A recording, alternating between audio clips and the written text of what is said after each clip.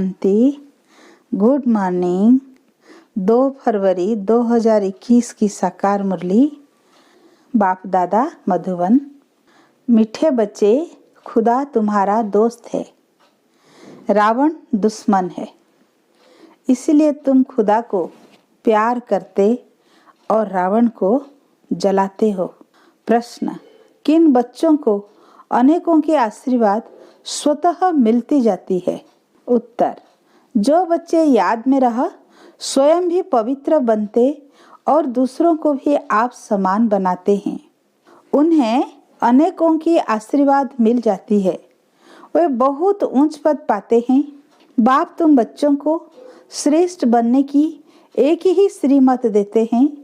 बच्चे, किसी भी देहधारी को याद न कर मुझे याद करो। गीत है आखिर वह दिन आया आज। ओम शांति। ओम शांति। ओम शांति का अर्थ तो रूहानी बाप ने रूहानी बच्चों को समझाया है।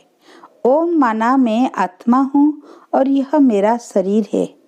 आत्मा तो देखने में नहीं आती है। आत्मा में ही अच्छे व बुरे संस्कार रहते हैं। आत्मा में ही मन बुद्धि है, शरीर में बुद्धि नहीं है। मुख्य है आत्मा। शरीर तो मेरा है। आत्मा को कोई देख नहीं सकते। शरीर को आत्मा देखती है। आत्मा को शरीर नहीं देख सकता। आत्मा निकल जाती है तो शरीर जड़ बन जाता है। आत्मा देखी नहीं जा सकती, शरीर देखा जाता है। वैसे ही आत्मा का जो बाप है, जिनको वो गॉड फादर कहते हैं, वो भी देखने में नहीं आते हैं। उनको समझा जाता है, जाना जाता है। हम आत्माएं सब ब्रदर से शरीर में आते हैं तो कहेंगे भाई भाई है, यह बहन भाई है।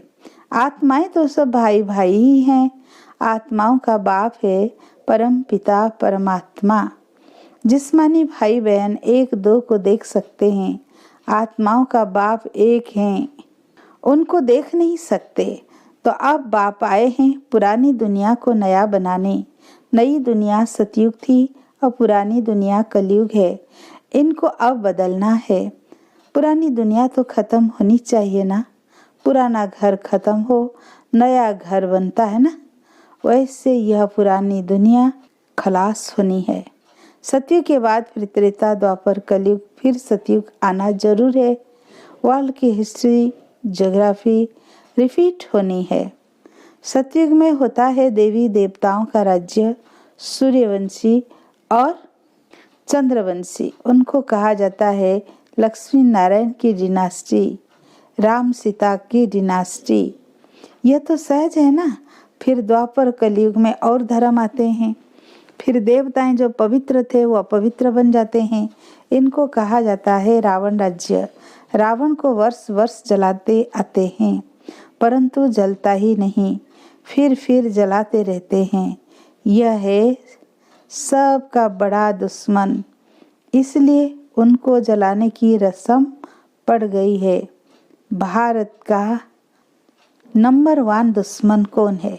और फिर नंबर 1 दोस्त सदा सुख देने वाला है खुदा। खुदा को दोस्त कहते हैं ना। इस पर एक कहानी भी है। तो खुदा है दोस्त, रावण है दुश्मन। खुदा जो दोस्त है उनको कभी जलाएंगे नहीं, वह है दुश्मन। इसलिए 12 शीश वाला रावण बनाए, उनको हर वर्ष जलाते रहते हैं।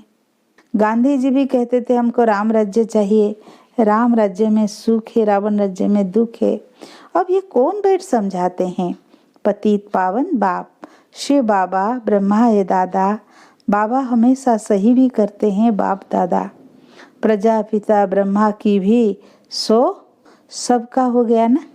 जिसको एडम भी कहा जाता है, उनको ग्रेट ग्रेट ग्रैंडफादर कहा जाता है। मनुष्य सृष्टि में प्रजापिता हुआ। प्रजापिता ब्रह्मा द्वारा ब्राह्मण रचे जाते हैं। फिर ब्राह्मण सो देवता बनते हैं। देवताएं फिर क्षत्रिय वैश्य शूद्र बन जाते हैं। इनको कहा जाता है प्रजापिता ब्रह्मा मनुष्य सृष्टि के बीज रूप। प्रजापिता ब्रह्मा के कितने ढेर बच्चे हैं।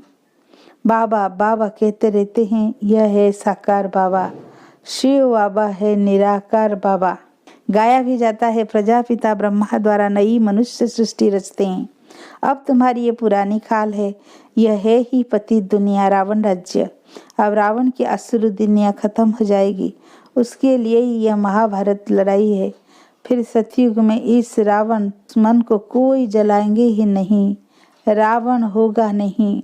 रावण ने ही दुख की दुनिया बनाई है, ऐसे ऐसे नहीं। जिसके पास पैसे बहुत हैं, बड़े बड़े महल है, वो स्वर्ग में है। बाबा समझाते, भल किसी के पास करोड़ है, परंतु यह तो सब है मिट्टी में मिलने वाले। नई दुनिया में फिर नई खानियाँ निकलती है, जिससे नई दुनिया के महल आदि सारे बनाए जाते हैं। ये पुरानी दुनिया अब खत्म होनी है। मनुष्य भक्ति करते हैं सद्गति के लिए। हमको पावन बनाओ, हम विशेष बन गए हैं। विशेष को पतित कहा जाता है। सतयुग है ही वैश्लेष, संपूर्ण निर्विकारी हैं। वहाँ बच्चे योग बल से पैदा होते हैं, विकार होता ही नहीं। ना देह अभिमान, ना काम क्रोध लोभ मोह अहंकार, 5 विकार होते नहीं। इसलिए वहाँ कभी रावण को जलाते ही नहीं। यहाँ तो रावण राज्य है। अब बाबा कहते हैं तुम पवित्र बनो, यह पति दुनिया खत्म होनी है। जो श्रीमत पर पवित्र रहते हैं वही बाप की मत पर चल विश्व की बादशाही का वर्षा पाते हैं। इन लक्ष्मी नारायण का राज्य था ना, अभी तो यह रावण राज्य है जो खत्म होना है। सतयुगी राम राज्य स्थापन होता है। सतयुग में बहुत थोड़े मनुष्य रहते हैं। कैपिटल दिल्ली रहती है, जहाँ लक्ष्मी नारायण का राज्य होता है। दिल्ली सतयुग में परिस्थान थी, दिल्ली गद्दी थी। रावण राज्य में भी दिल्ली कैपिटल है, राम राज्य में भी दिल्ली कैपिटल रहती है। परंतु राम राज्य में तो हीरो जवाहरतों के महल होते हैं, अथाह सुख था। अभी बाबा कहते हैं तुमने विश्व का राज्य गंवाया है, मैं फिर तुमको देता हूँ। तुम मेरी मत पर चलो। श्रेष्ठ बनना है तो सिर्फ मुझे याद करो और किसी देहधारी को याद ना करो। अपने को आत्मा समझ मुझ बाप को याद करो, तो तमो प्रधान से सतो प्रधान बन जाएंगे। तुम मेरे पास चले आएंगे, मेरे गले की माला बनकर फिर विष्णु की गले का माला बन जाएंगे। माला में ऊपर में मैं हूँ, फिर 2 है ब्रह्मा सरस्वती, वही सतयुग के महाराजा महारानी बनते हैं। उन्हों की फिर सारी माला है जो नंबरवार गद्दी पर बैठते हैं। मैं इस भारत को इस ब्रह्मा सरस्वती और ब्राह्मणों के द्वारा स्वर्ग बनाता हूँ। जो मेहनत करते हैं उन्हों के ही गायन यादगार बनता है। वह है रुद्रमाला और वह विष्णु की माला। रुद्रमाला है आत्माओं की और विष्णु की माला है मनुष्यों की। आत्माओं के रहने का स्थान वह निराकारी परम धाम है, जिसको ब्रह्मांड भी कहते हैं। आत्मा कोई अंडे मिसल नहीं है, आत्मा तो बिंदी मिसल है। हम सब आत्माएं यहाँ स्वीट होम में रहने वाली है। बाप के साथ हम आत्माएं रहती है, वह है मुक्ति धाम। मनुष्य सब चाहते हैं मुक्ति धाम में जाएं, परंतु वापिस कोई एक भी जा नहीं सकते। सबको पाठ में आना ही है। तब तक बाप तुमको तैयार कराते रहते हैं। तुम तैयार हो जाएंगे तो फिर जो भी आत्माएं हैं वो सब आ जाएंगे। फिर खलास, तुम जाकर नई दुनिया में राज्य करेंगे। फिर नंबरवार चक्र चलेगा। गीत में सुना ना, आखिर वो दिन आया आज। तुम जानते हो जो भारतवासी अब नरकवासी हैं वो फिर स्वर्गवासी बनेंगे। बाकी सब आत्माएं शांति धाम में चली जाएगी। समझाना बहुत थोड़ा है। अल्फ बाबा बे बादशाही, अल्फ को बादशाही मिल जाती है। अभी बाबा कहते हैं मैं वही राज्य फिर से स्थापन करता हूँ। तुम 84 जन्म भोग अब पतित बन गए हो। पतित बनाया है रावण ने, फिर पावन कौन बनाते हैं? भगवान, जिसको पतित पावन कहते हैं। तुम कैसे पतित से पावन, पावन से पतित बनते हो, वो सारी हिस्ट्री ज्योग्राफी रिपीट होगी। यह विनाश है ही इसके लिए। कहते हैं ब्रह्मा की आयु शास्त्रों में 100 वर्ष है। यह जो ब्रह्मा है जिसमें बाप बैठ वर्षा दिलाते हैं, उनका भी शरीर छूट जाएगा। आत्माओं को बैठ आत्माओं का जो बाप है वो समझाते हैं। मनुष्य मनुष्य को पावन बना न सके। देवताएं कभी विकार से नहीं पैदा होते हैं। पुनर्जन्म तो सब लेते आते हैं ना। बाप कितना अच्छी तरह से समझाते हैं कि कहाँ तकदीर जग जाए। बाप आते ही हैं मनुष्य मात्र की तकदीर जगाने। सब पतित दुखी है ना, त्राही त्राही कर विनाश हो जाएंगे।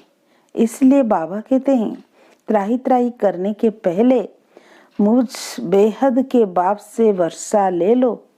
यह जो कुछ दुनिया में देखते हो ये सब खत्म हो जाना है। Fall of Bharat, rise of Bharat, इसका ही तो खेल है ना। राइज ऑफ वर्ल्ड, स्वर्ग में कौन कौन राज्य करते हैं यह बाप ही बैठ समझाते हैं। राइज ऑफ भारत, देवताओं का राज्य। कल ऑफ भारत, रावण राज्य। अभी नई दुनिया बन रही है। बाप से पढ़ रहे हो नई दुनिया का वर्षा लेने, कितना सहज है। यह है मनुष्य से देवता बनने की पढ़ाई। यह भी अच्छी रीति समझना है। कौन कौन से धर्म कब आते हैं, द्वापर के बाद ही और धर्म आते हैं। पहले सुख भोगते हैं फिर दुख। ये सारा चक्र बुद्धि में बिठाना होता है, जिससे तुम चक्रवर्ती महाराजा महारानी बनते हो। सिर्फ अल्फ और बे को समझना है। अब विनाश तो होना ही है। हंगामा इतना हो जाएगा जो विलायत से फिर भी आ नहीं सकेंगे। इसलिए बाबा समझाते हैं भारत भूमि सबसे उत्तम है। जबरदस्त लड़ाई लगेगी फिर वहां के वहां ही रह जाएंगे। 50-60 लाख भी देंगे तो भी मुश्किल आ सकेंगे। भारत भूमि सबसे उत्तम है, जहां बाप आकर अवतार लेते हैं। शिव जयंती भी यहाँ मनाई जाती है। सिर्फ कृष्ण का नाम डालने से सारी महिमा ही खत्म हो गई है। सर्व मनुष्य मात्र का लिबरेटर यहाँ ही आकर अवतार लेते हैं। शिव जयंती भी यहाँ मनाते हैं। गॉड फादर ही है जो आकर लिबरेट करते हैं। तो ऐसे बाप को ही नमन करना चाहिए, उनकी ही जयंती मनाना चाहिए। वह बाप यहाँ भारत में आकर सबको पावन बनाते हैं। तो यह सबसे बड़ा तीर्थ ठहरा। सबको दुर्गति से छुड़ाए सदगति देते हैं। यह ड्रामा बना हुआ है। अभी तुम आत्माएं जानती हो हमारा बाबा हमको इस शरीर द्वारा यह राज समझा रहे हैं। हम आत्मा इस शरीर द्वारा सुनती है। आत्म अभिमानी बनना है। अपने को आत्मा समझ बाबा को याद करो तो कट निकलती जाएगी और प्योर बन तुम बाप के पास आ जाएंगे। औरों को भी आप समान बनाएंगे तो बहुतों की आशीर्वाद मिलेगी, उच्च पद पा लेंगे।